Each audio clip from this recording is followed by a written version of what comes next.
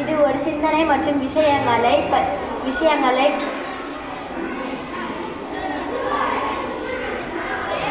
ஒவ்வொரு ஆண்டு டிசம்பர் 22 கணிதத்தில் புகழ்பெற்ற கணித விளையாளர் ஸ்ரீனிவாசன் ராமானுஜன் நினைவாக தேசிய கணித தினத்தை இந்தியா கொண்டாடுகிறது.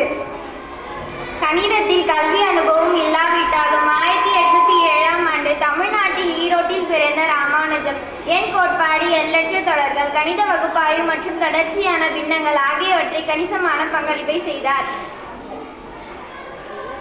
26, 2020 இந்தியாவின் பிரதமரான மன்மோகன் சிங் கணிதத்தில் ராமானுஜ அசோதர பங்கேற்று பெற்ற அந்த நாளை கணிதத்தின் தேசிய கணித போற்றவகையை அறிவித்தார்.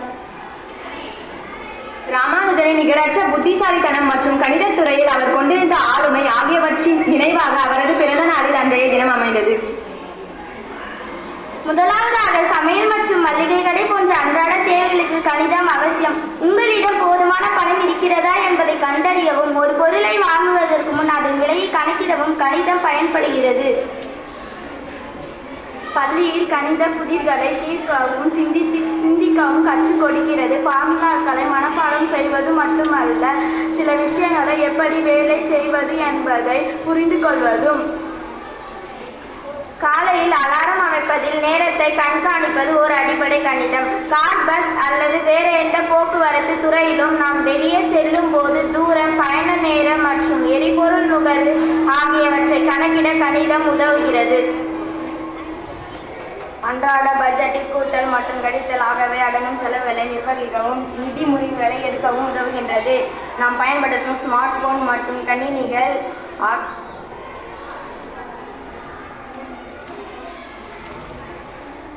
நவீன வாழ்க்கையில் ஒரு அங்கமான தொழில்நுட்பம் கணிதத்தில் மூழ்கியுள்ளது. சமூக ஊடக ஓட்டங்களுக்கு சக்தி அளிக்கும் ஆல்காரிதம் முதல் ஆன்லைன் பரிவர்த்தனைகளை பாதுகாக்கும் குறியாக்கம் வரை டிஜிட்டல் உலகில் கணிதம் முக்கிய பங்கு வகிக்கிறது.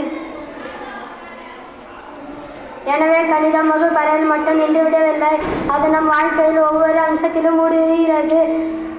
கணிதம் ஒரு மோனமான துணை, நமது அன்றாட நடைமுறையின் வழிநடத்தும் தெரிந்த விஷயங்களையும் எடுக்க உதவுகிறது.